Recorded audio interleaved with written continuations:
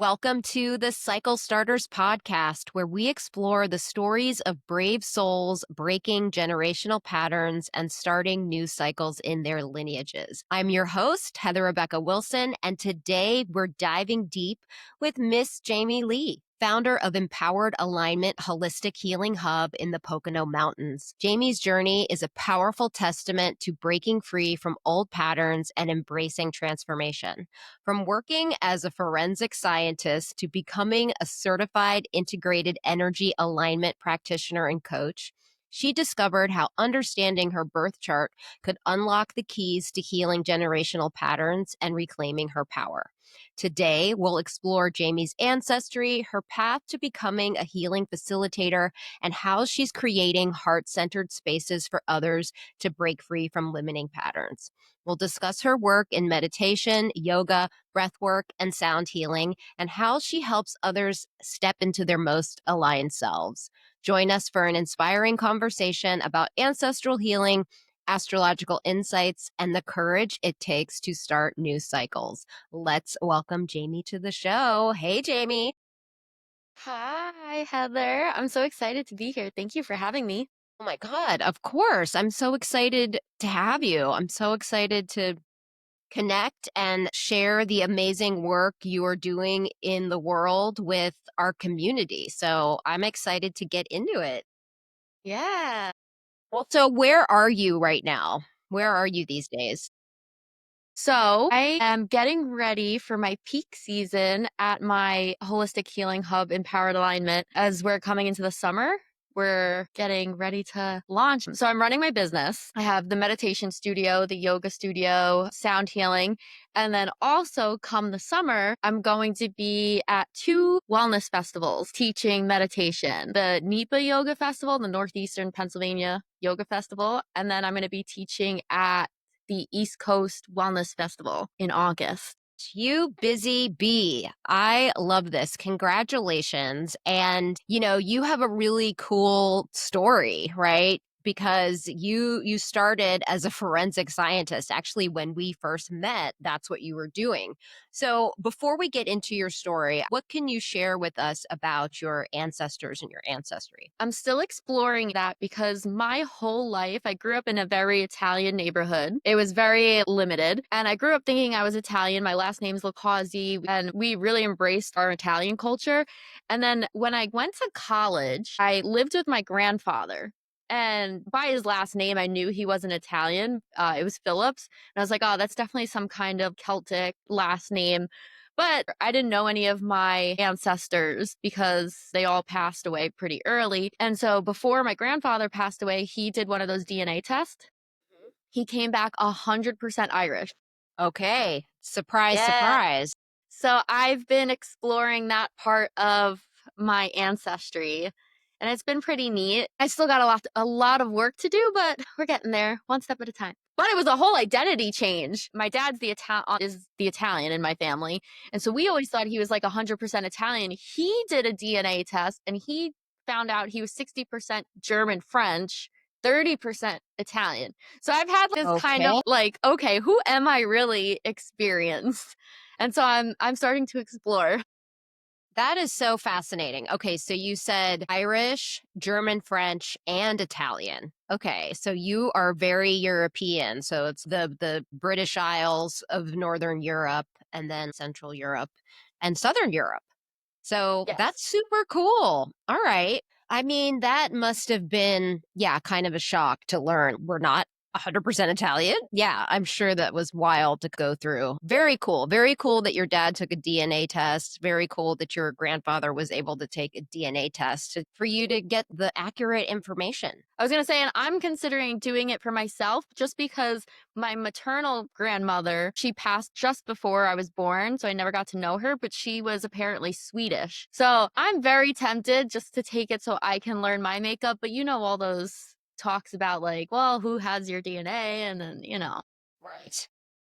Well, yeah, I hear Uh, you and I understand why people are concerned about it. And I also feel like having that information is so powerful. It's so yeah. awesome to know where you came from, right? And it also tells you so much about what your ancestors potentially went through that you're still carrying on a DNA level. So it makes your ancestral healing journey just way more accessible. So keep me in the loop. I want to know. I want to know, the results. We'll have you back on the podcast, actually. I think that would be Yes. a good thing. Okay. Well, so I'm curious, when did the concept of ancestral healing even enter your consciousness? When did you realize, oh, this is a thing?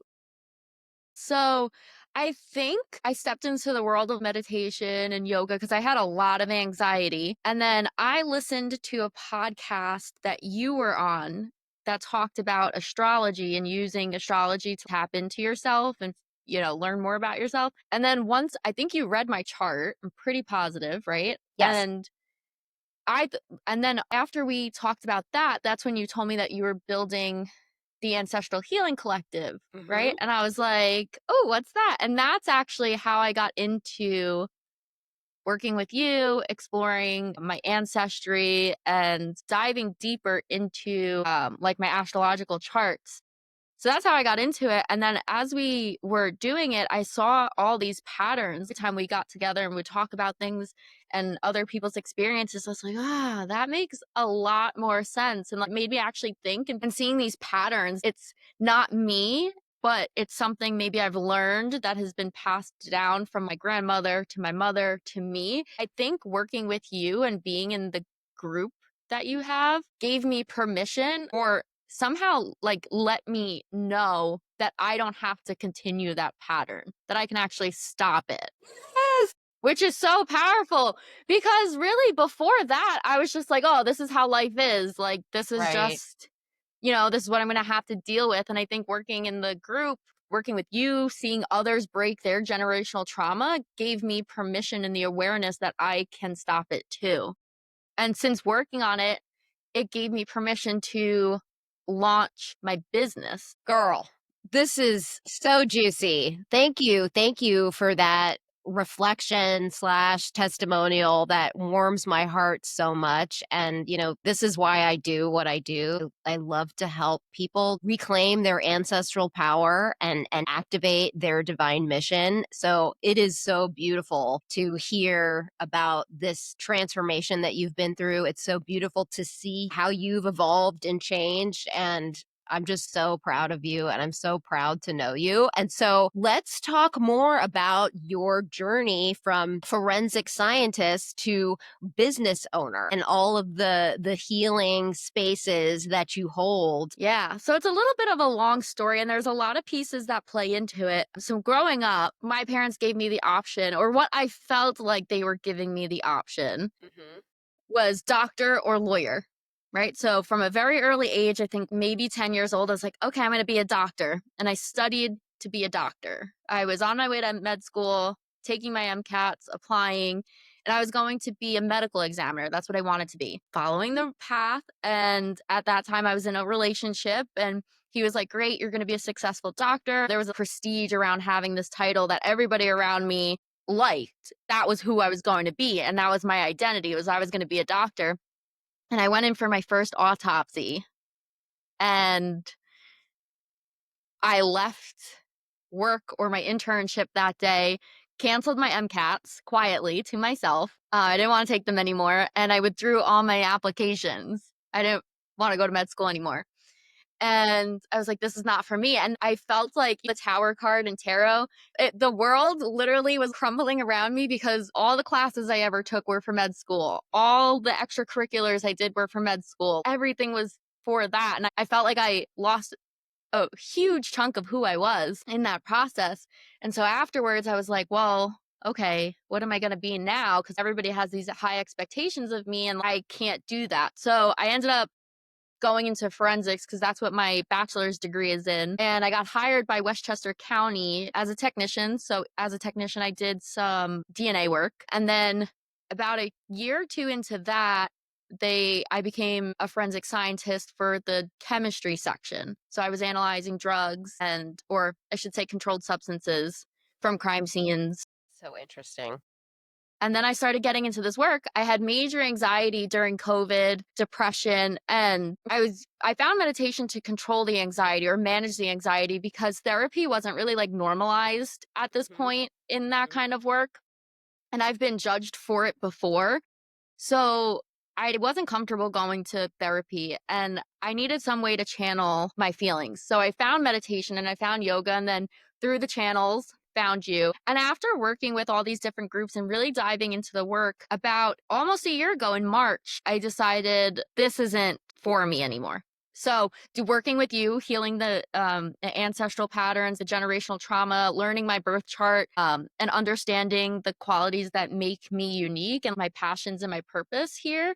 By tapping into all that stuff, I basically by the time I was ready to quit, I was like, "What am I doing here?" Right? Like, Mhm. this is not for me, and I'm made for so much more. And the 11-year relationship fell apart in August of 2023 and my family relationships were falling apart.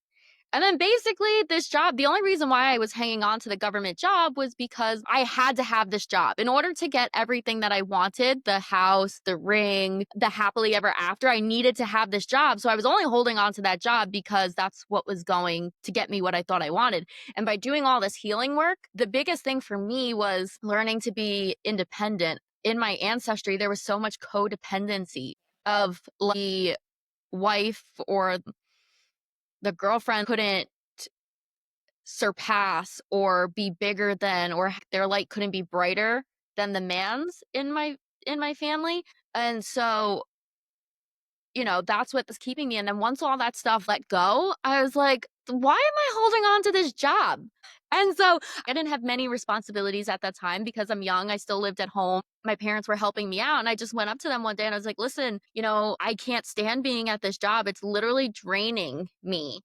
I am learning so much about business. I have this idea of helping other professionals regulate their nervous systems through yoga and meditation, kind of like how I did, and give them permission to explore the same kind of work with themselves. And they said, okay. And I went in, I left work on a Thursday knowing I was totally done. And then Monday morning, I walked in, I was like, I'm done.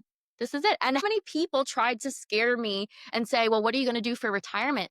If you work Yeah. for yourself, if you own your own business, you're not going to have a pension. You're going to have to pay your own health insurance. Like they tried to scare me. And for a little while, I let them. But the more that I surrounded myself in groups like yours, like my business mentors and other people, I just was like, well, I'm young. If it doesn't work out, if I give myself 5 years and it doesn't work out, at least I can say I tried. My gosh. Girl, what a story. This is amazing. And I love that your parents were supportive of you, just completely changing your life. So, the group that Jamie keeps referring to, thank you so much, is my monthly membership. It's called the Ancestral Healing Collective, and it is a sacred space for female bodied cycle breakers to alchemize deep ancestral wounds into creative potential, shifts to higher consciousness, embodied joy, and spiritual gifts with pleasure and astrology as transformative medicine. So, we gather at every new moon for a pleasure practice and dance party. And we also have a guest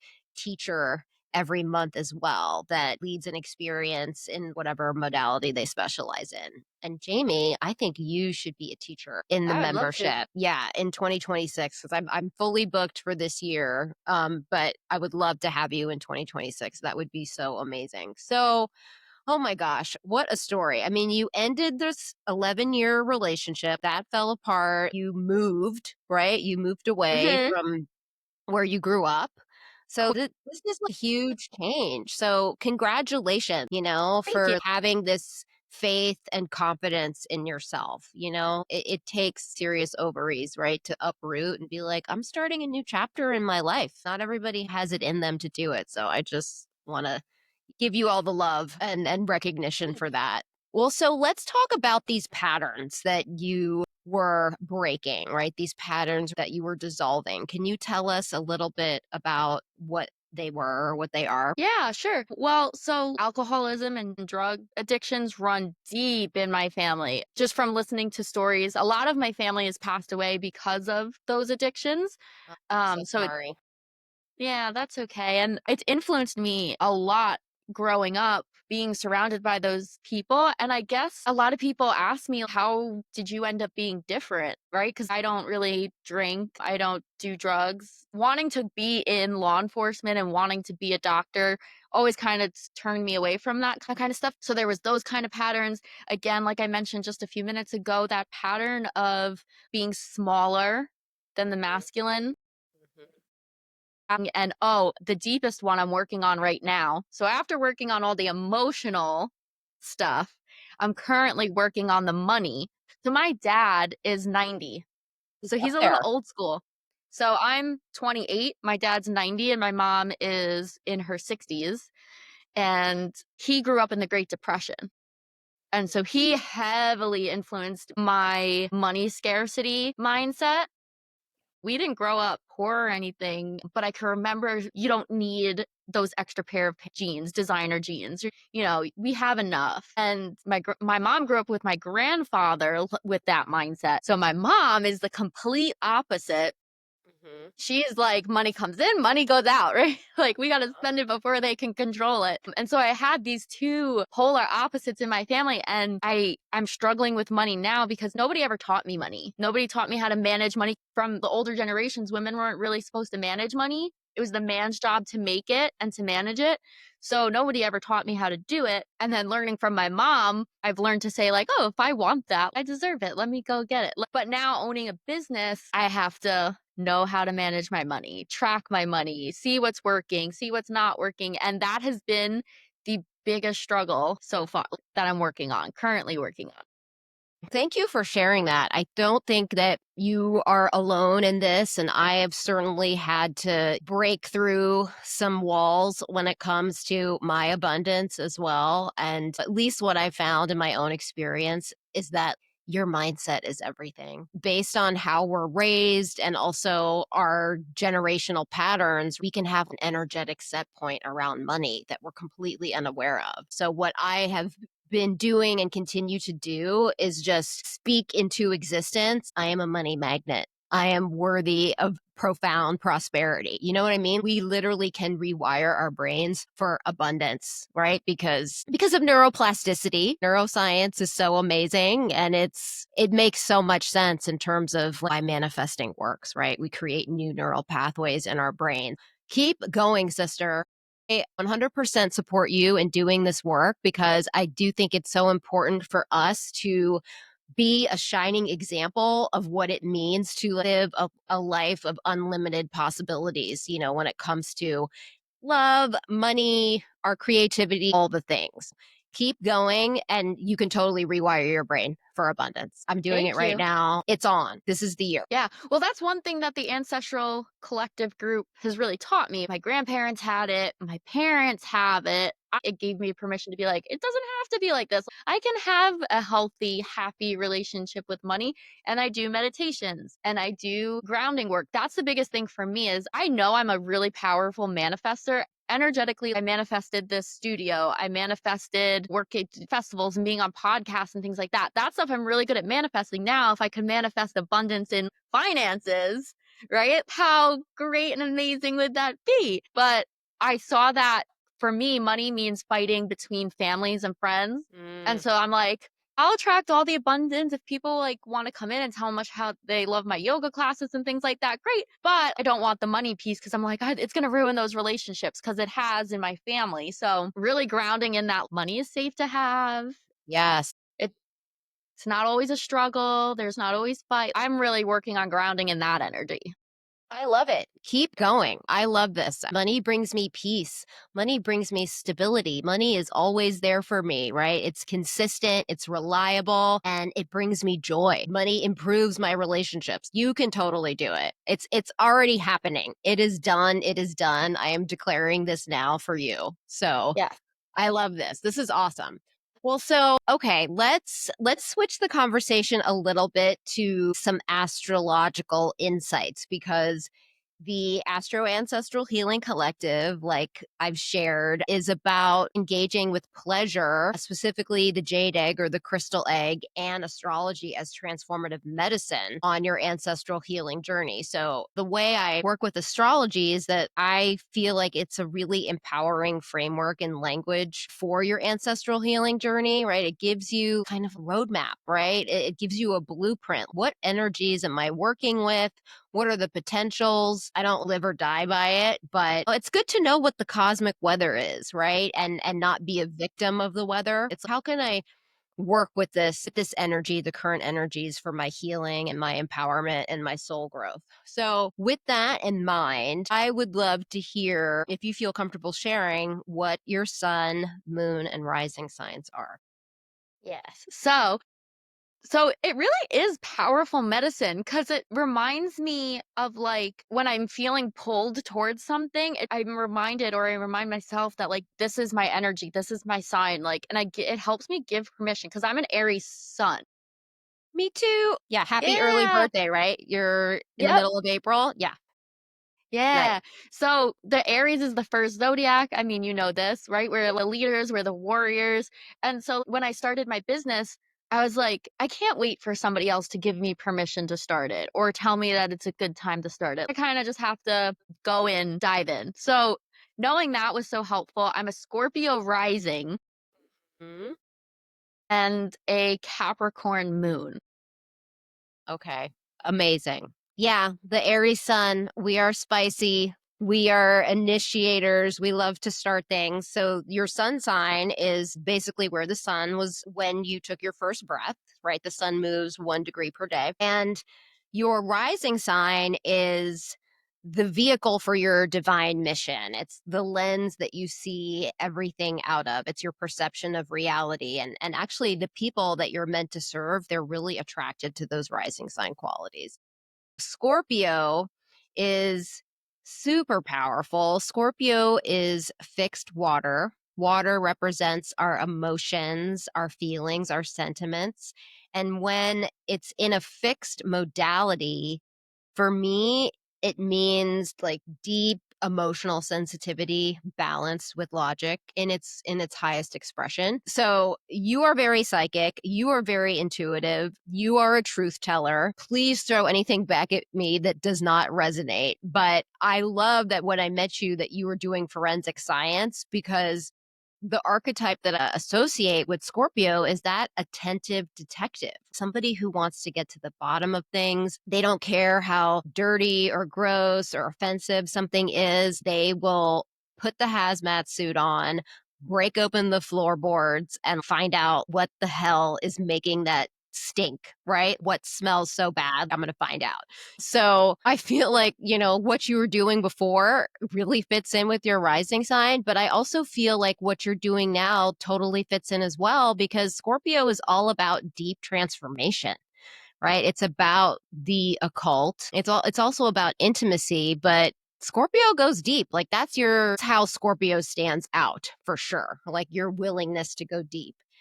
And then the shadow side of that is, being secretive, being suspicious of others, for sure. Scorpios can sting you. If we think about the scorpion with the tail kind of like hanging over them, ready to strike at any time. And I kind of feel like that's because they are so sensitive, so they will do that to protect themselves. And then Scorpio is very sexy too and very sexual. So that's super rad. I love that. And then your Capricorn moon is so interesting. I've interviewed quite a few people with Capricorn moons this year. So your moon is your emotional core. It's your emotional inheritance. So it's your ancestral wounds, but also the gifts that they gave you. And Capricorn, the sign of Capricorn is cardinal earth. Earth is the element we use to build the structures that give us stability and security in our lives. And when Earth is in a cardinal modality, it's like the initiating Earth, right? You're a builder. You're able to execute tasks and projects like nobody's business. And when you have Capricorn as your moon sign, work is really important to you. It's important to your emotional life. So I think it's important that you really love what you do. Capricorn is the worker bee. And Capricorn is a mountain goat from the waist up, but a fishtail from the waist down. So even though it's an earth sign, it is a feminine sign and it has an emotional side. So what I've found is that people with a strong Capricorn presence in their chart, or if they have a Capricorn moon, you have to be really mindful about not overworking because it's easy to overwork, and it's good to schedule breaks so that you can tend to your emotional side, right? Have time with trusted friends to unpack and process emotions, time to go to the spa and decompress, feel your feelings, what have you, because you're really prone to burnout as a Capricorn. So I want to know from you, does this resonate for you? And how do you tend to your Capricorn moon? How do you tend to your emotional life? All that resonates because I was actually studying my birth chart before this interview. Nice. Uh, I have a book that gives me all the information. I was like, "Oh, let me just brush up." So everything you said was said in that book too, like in summary. It's funny because I understand now. Growing up, again, you weren't allowed to be emotional. If you cried, you were like, too emotional. And being a woman, right, in a field that I'm trying to go into, you can't cry. You're over emotional. You can't handle it, right? So for the longest time, I had this wall up. And again, when you said that Scorpio with the tail up, like I was like, oh, 100%. Wouldn't let anybody who tried to step in close was like, listen, buddy, you're in danger. Back up. Because I didn't want anybody to see those weaknesses. And again, that's where a lot of the anxiety and depression came from because everything going on with my family and all that trauma that I was experiencing, I wasn't telling anybody. I wasn't sharing with anybody. Oh my And so all goodness. those emotions were being stored in, and I was afraid to let anybody close to them. Well, I mean, you can only hold so much. Yeah. So that's how like the anxiety started spilling over and I started losing control of like holding the emotions together. And that's kind of like how I leaned into meditation and things like that. So now I'm very intentional about my relationships, especially like the new ones that I'm forming. I try to give myself permissions to say, I feel scared. I don't like talking money with partners. It's been modeled to me that fights form between that or it creates stress in the relationship and I don't want that, but I'm open about it and I say I do fear money. I don't like talking about it. And so if I start putting guards up or when we have conversations around that, just know that that's something I'm working on. So I am more open about sharing my emotions now, and I can tell when I don't share my emotions, the anxiety comes back. I start feeling stressed, overwhelmed, anxious, and I have to check back in. And it's been a beautiful thing to observe in my business is I'm giving myself permission. Everybody thinks of healers as, I don't want to say the almighty, but like we're up here and the people learning are down here. And the beautiful thing is I gave myself permission to write my emails sharing what I'm working on. Nice. So in my emails, I'll tell people, hey, I'm doing taxes and I'm feeling super anxious. I'm super nervous. But guess what? I'm tapping into breath here to help regulate that. And I have better open rates, better click rates. My clients come in and say, oh, I loved your emails. They'll send me things back. And I think that's also helping me work through that emotional side of my signs. Love it. I love it. Yeah, I totally hear you. I do think that sometimes people can put, healers or practitioners on a pedestal, and maybe some healers and practitioners put themselves on a pedestal. But the truth is, there's so many layers to our healing, right? We're all doing our work, and everyone's journey is so radically different. There's just no way to know. And that helps me also be in a non judgmental place. And definitely astrology helps me with that. I think it definitely strengthened my empathy muscle because each and every one of us has all 12 signs in our chart. But how the planets are distributed and where they're distributed really makes up your unique energetic blueprint. And I remember I used to have such a bias against Geminis. And then, of course, I got into astrology pretty deeply and looked at my own chart finally. I was like, oh, fuck, I am a Gemini rising. Wow.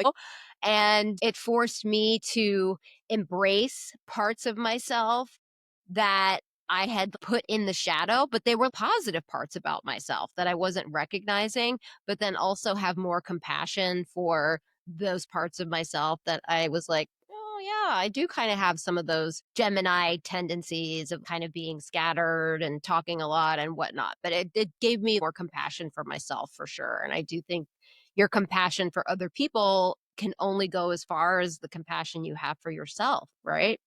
So, Absolutely. yeah, this is so cool. So, I would love to find out from you how the feminine embodiment practices, including working with the jade egg, the crystal egg, how did that impact your life?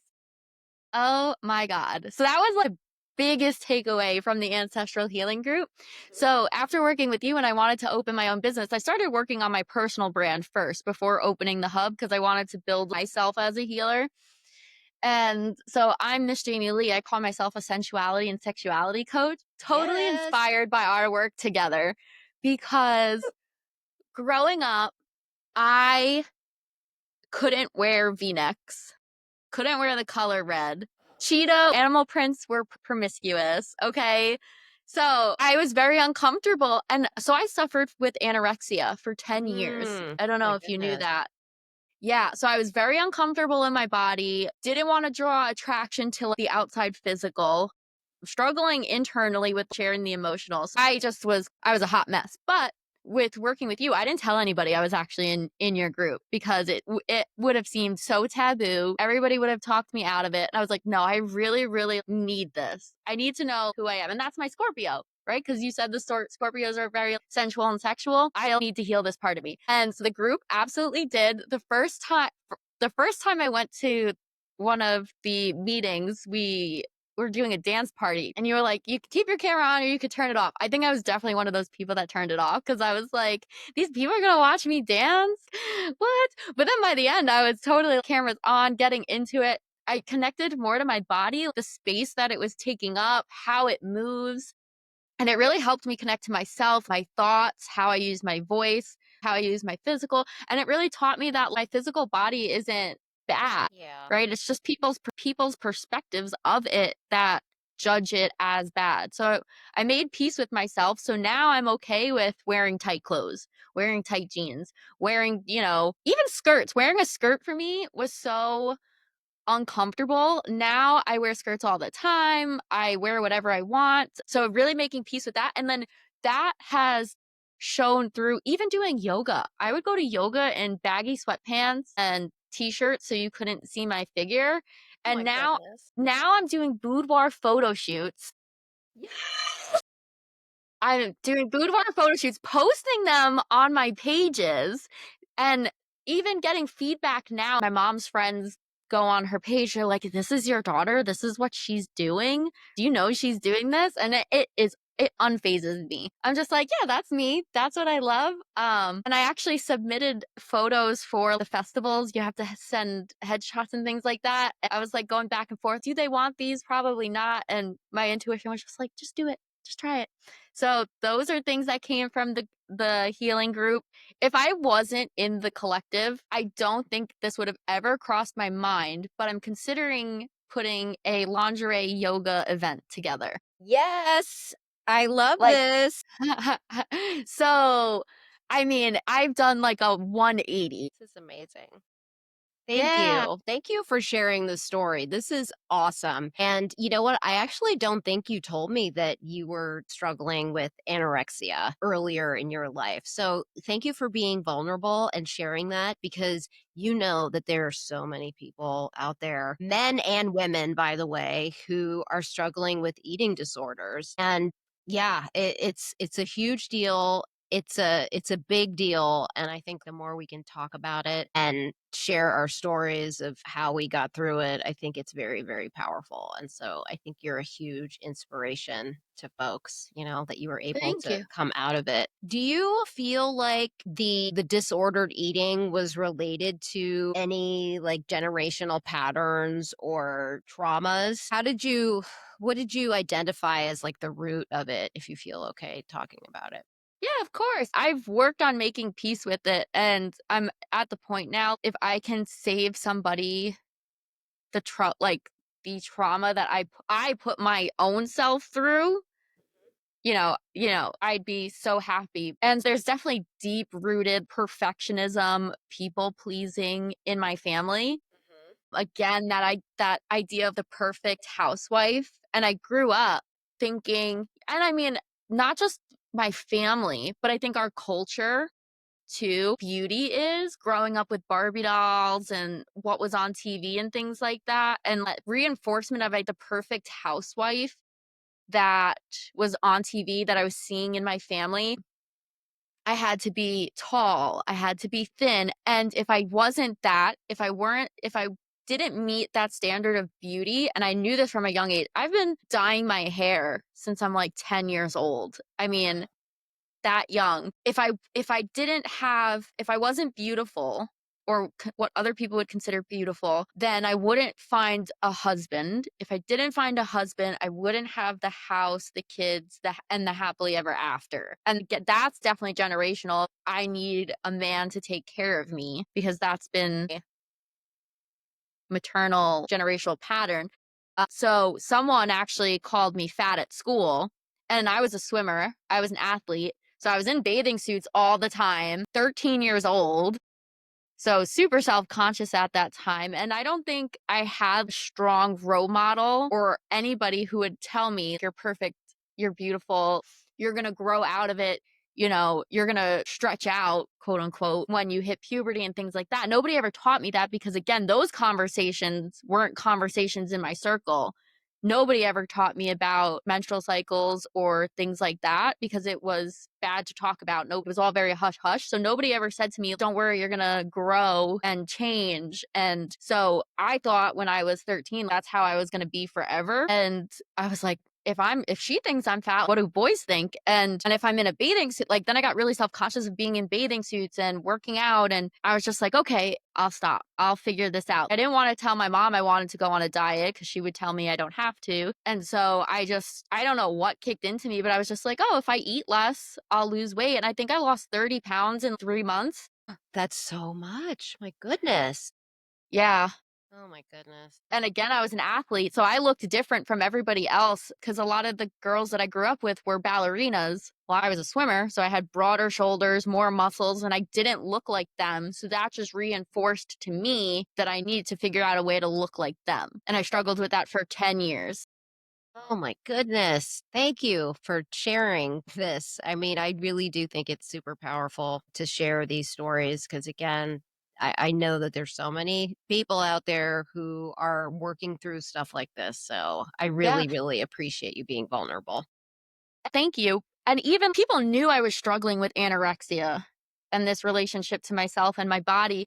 And even family members would be like, oh, it looks like you put on some weight Oh my gosh. in the healing process. And again, reinforcing that idea that I need to be a certain weight, I need to be a certain pant size, I need to have a certain waist size in order to be considered pretty so that I would find a husband that I would be taken care of. Wild. Yeah, Wild. Oh my gosh. Sometimes our families, they really know when to pile on at the wrong times, right? This is not yeah, supportive, but I think just healing in general, some people are just not on a healing path and they never will be in their lives. And so it's not even in their consciousness, right? That's something that people do. And they also don't like have the language to support yeah. somebody else on a healing path, right? So, my But gosh, also, I don't blame them because that's what right. they were taught. This is definitely something else that I think you helped me see is that, that would have made me very upset. And like I could have argued and I could have fought back and said whatever I wanted to say.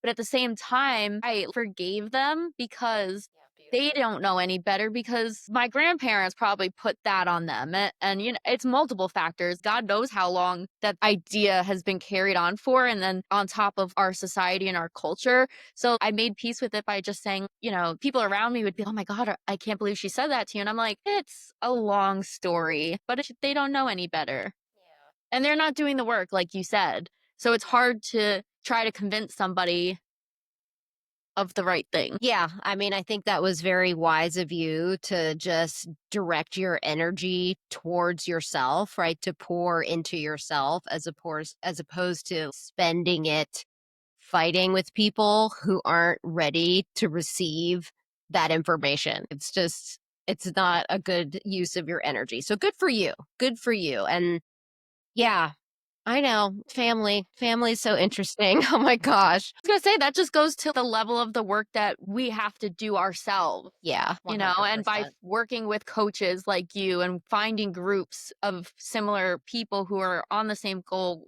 trying to walk a similar path and being supported. Because if I didn't have that group, your group, and the support, to be honest, if she said, "Oh, I can see you're putting on weight," I probably would have spiraled backwards. Mhm. But by having the lens of, okay, obviously it's triggering something in her. She's learned a certain way, so I can't really blame her, which has helped me heal further. This is so beautiful, Jamie. Thank you for sharing this story. And also, if you are interested in joining the Ancestral Healing Collective, speaking of, surrounding yourself with kindred spirits and like-minded folks on a similar journey, you can go to heatherrebeccawilson.com/sanctuary and you will see my free healing community, the Cycle Starters Sanctuary, where you'll receive my weekly newsletter and 10% off all my offerings. And then the Ancestral Healing Collective is the paid upgrade. So that's $55 a month. You get the New Moon Pleasure Practice/dance party, the guest expert workshop, 20% off my stuff. And then also you get access to our growing resource library of, I would say, like 25 workshops led by different healing practitioners. So that's there for you to watch things over and over again. So yeah, I will put the link to the membership in the show notes. And of course, I will put all of Jamie's links in the show notes as well. Jamie, tell me, what are you working on now that you're really excited about? I know that you have signed up to teach at a number of festivals that are coming up, but what else is going on? Or tell us more about that. So I'm actually completing my yoga teacher training this week or Yes, next weekend. congrats. Thank you. So that's Amazing. really great. My community has been so supportive of it. So I think 2 weeks ago I had to offer a free class to the community, and it was donation based, and I put it out there. I was like this is going to help me for graduation, and they've been on the whole journey with me because I actually started my training a couple months ago. So they've kind of been on this whole journey with me, supporting me. And when I had this event, all my yogis showed up to the studio where I was offering it, and it was amazing. So I feel a deeper connection with them. I've allowed myself and have given myself more permission to be creative. So, when I started this business, I started comparing myself to other local businesses and what they were doing, trying to get on my feet, make the money, get the clients and stuff like that. And something shifted. I love Aries season because I'm an Aries, right? So I Girl, love, you and me both. You and me both. so something kicked into me and was like, have fun, right? Break the rules a little bit. And so decided instead of having my general classes, I'm having a birthday bash as one of my events. So on the Yes. day of my birthday, one of my good friends, he is a sound healer. He's bringing his gong and he was in town. He's usually booked months out. He goes, Jamie, I'm going to be in town this weekend. Do you want to have an event on the 10th? And I was like, oh, the 10th is my birthday. And he goes, oh, nah, like, forget it. We'll find another date. I was like, no, let's make an event celebrating. He's an Aries too. So let's have an event just celebrating Aries season. I'll teach yoga.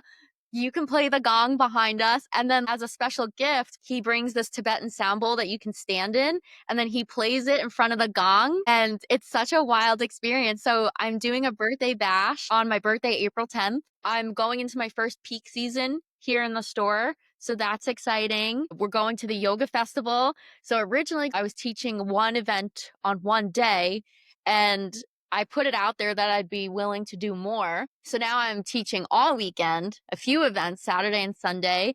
And then I got invited to teach at another one. So, I mean, things are gaining momentum and it's really exciting because I left my job last March. So it's a year. And, everybody tells you it takes 3 years at least, right? But it's exciting to see the results. And I always have so much gratitude. And every evening, I do a gratitude practice. And every night when I reflect, I'm like, wow, I've done so much in a year. And I'm so grateful for the opportunity and think I could still be in my office, in my cubicle, if I didn't take that chance. My gosh. Congratulations. This is so freaking exciting. I'm so proud of you. And like I said before, I'm so proud to know you. And I'm really looking forward to doing some collabs in the near future. So we will talk offline about that. So if people want to learn more about you, learn about your store, if they want to work with you, where should they go to find out more? So, I do offer virtual meditations and virtual yoga classes through my store link. So, if you go on Facebook, Empowered Alignment, or if you go to Instagram, Empowered Alignment _ Healing Hub, you can see all the events. You can get my booking link, my schedule. Like I said, I teach virtually and I do host private coaching sessions. Nice. And then if you want to see my journey, more of how I'm building the business, more behind the scenes and my personal experience, you can follow me at Miss Jamie Leigh on Facebook and Instagram. Fantastic. Okay, so I'll put all those links in the show notes. So, Jamie, this has been an amazing conversation, and I want to wrap our interview with the question that I ask all of my guests. So, what are the cycles that you are starting? So definitely better relationship with money. Mhm. And then healthier, happier relationship to myself. So still exploring the sensual and sexual parts of myself and exploring those boundaries, breaking the cycle of codependency and really becoming independent in myself and trusting myself to take care of myself versus relying on somebody else. So I'm still working on that and healthier relationships with partners. So again, that communication piece.